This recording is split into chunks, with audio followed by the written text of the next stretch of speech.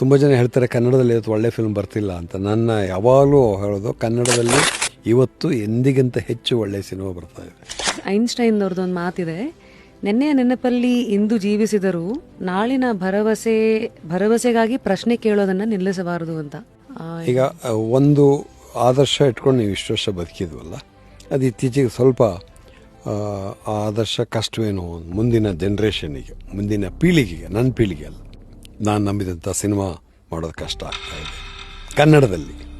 ಪ್ರಪಂಚದಲ್ಲ, ಕನ್ನಡದಲ್ಲಿ. ಬೇರೆ ಭಾಷೆಗಳಲ್ಲೂ ಇವತ್ತು ಈ ಥರದ ತುಂಬ ಸಿನಿಮಾಗಳಾಗ್ತಾಯಿದೆ. ಇಲ್ಲಿ ಯಾಕೆ ಕಷ್ಟ ಆಗ್ತಾ ಇದೆ? ಕನ್ನಡದಲ್ಲೂ ಆಗ್ತಾ ಇದೆ, ಆದರೆ ಅವು ಪ್ರದರ್ಶನ ಭಾಗ್ಯ ಇಲ್ಲ, ಪ್ರೇಕ್ಷಕನ ಇದಿಲ್ಲ, ನೀನು ಹೇಳಿ ಬೆಂಬಲ ಇಲ್ಲ. ಇದು ಬದಲಾಗೋದು ಹೇಗೆ? ಇದು ಬದಲಾಗೋದು ಹೇಗೆ ಅನ್ನೋದು ನನಗೆ ಭಾಳ ಇವತ್ತು ಮಾಧ್ಯಮ ಕೂಡ ಪ್ರಚಾರವನ್ನು ಅವಲಂಬಿಸಿದೆ.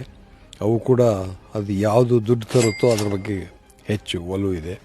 ಅದ್ರ ಬಗ್ಗೆ ನನಗೆ ದೊಡ್ಡ ಕಾಳಜಿ ಇದೆ, ದೊಡ್ಡ ಆತಂಕ ಇದೆ. ಮುಂದೆ ಏನು, ಕಲೆ ಅಷ್ಟೇ ಅಲ್ಲ, ಜೀವನದಲ್ಲೂ ಅದೇ ಆಗುತ್ತೆ ಅಂತ.